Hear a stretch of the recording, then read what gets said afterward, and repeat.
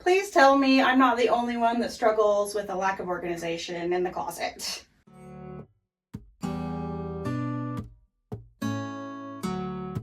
Today we're going to show you how to build pretty simple and cheap DIY closet organizers for all three of my kids' closets. Each design is going to be a little bit different, and we're going to share exactly how much we spent at the end of the video. And the best part is you don't need to buy any of those fancy and expensive closet organizing systems. All you'll need is some inexpensive wood and some basic tools. And to really make these a lot more functional, we cannot wait to share our awesome ideas for transforming our closet doors. Right now we just have the standard bypass doors, which makes it really difficult to see in the closet. You can only see in one half at a time. And by using this new barn door hardware that opens up on this bifold, it's gonna allow us to see the entire closet at the same time, and I am so excited to show you all about it. The first thing we're going to do is come up with a plan for each closet. Really think how each person uses that space and customize it for each of their own needs.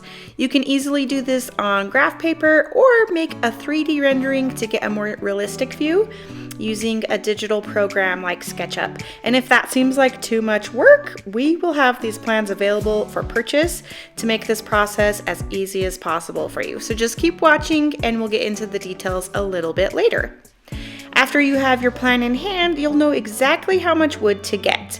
We're going to be using melamine for our closet organizers, and the price will vary depending where you're shopping, but we found them for about $24 a piece, and you can use whatever type of wood you want. We chose the melamine because we wouldn't have to paint them and they wouldn't get scratched up like a painted surface will.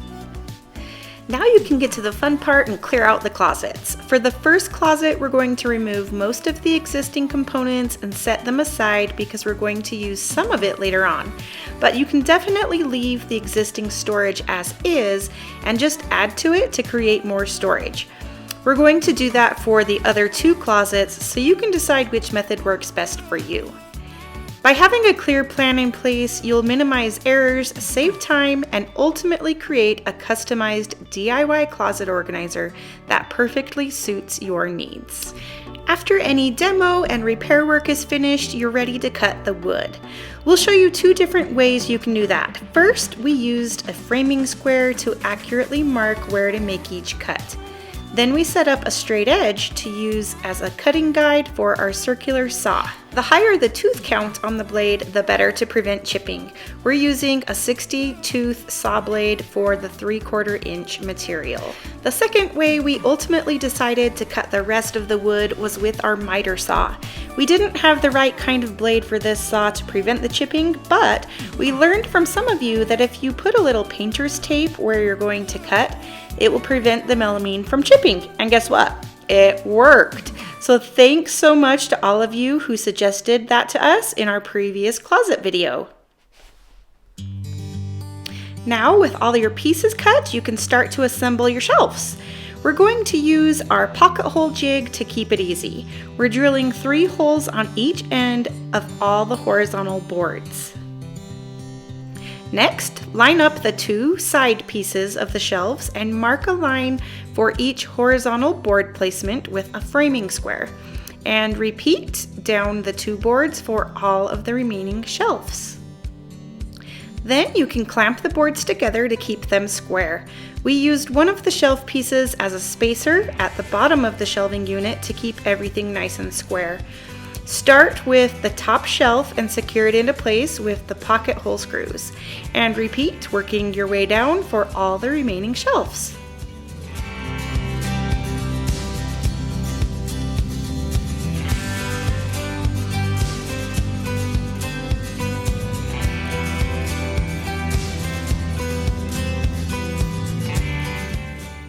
I decided to caulk before we install the shelves in the closet to give myself a little bit more working room. Then we fitted in place and secured it to the side wall and the right cleat with 2-inch brads. Then we placed the top piece of the shelf into place and secured that with brads as well. This time we used a speed square as a guide so I would know exactly where the board below is.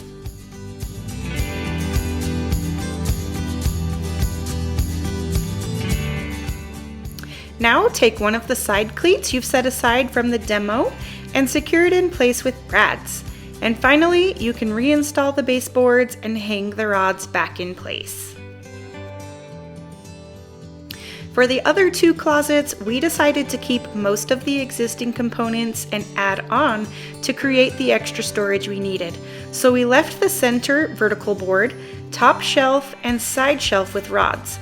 We also left this small shelf in one of the closets and took it out in the other. All the wood was cut the same way using the miter saw, and we used the pocket hole jig on all the new shelf pieces too. The only difference is we had to install each shelf component in place since the other boards were already installed in the closet. Instead of marking the side boards for the new shelf placement like we did on the other shelves, we cut some scrap wood to use as a support piece so we would have even spacing. So we placed them inside the two side boards first and then set the new shelf piece on top while we secured the shelf into place with the screws.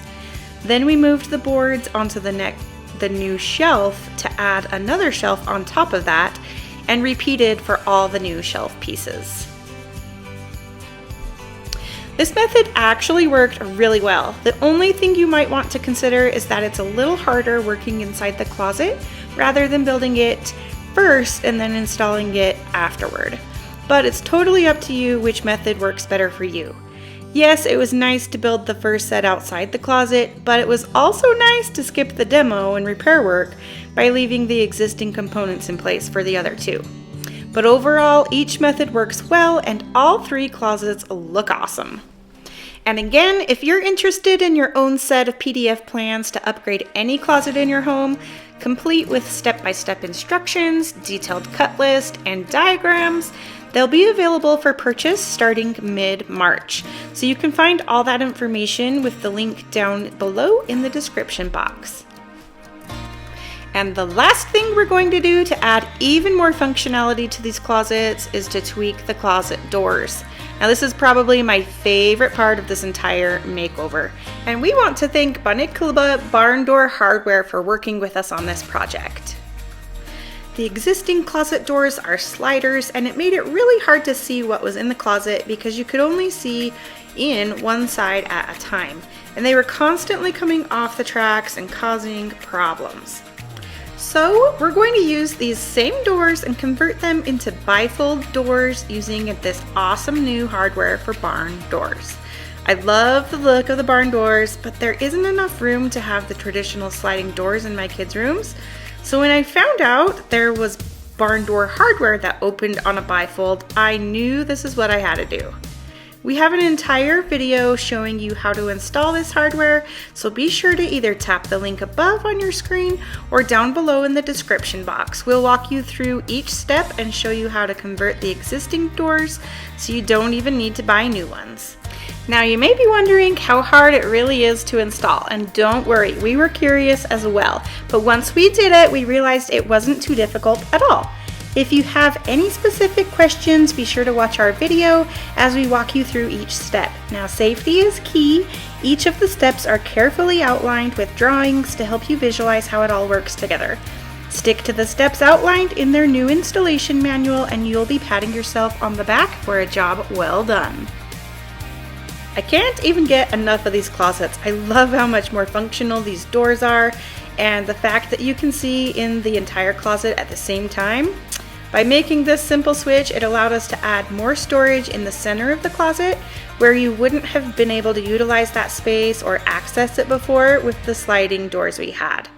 The added shelves gave us plenty of extra room to store shoes, bins for toys, and extra bedding, and a bunch of art supplies my little miss likes to keep in her room.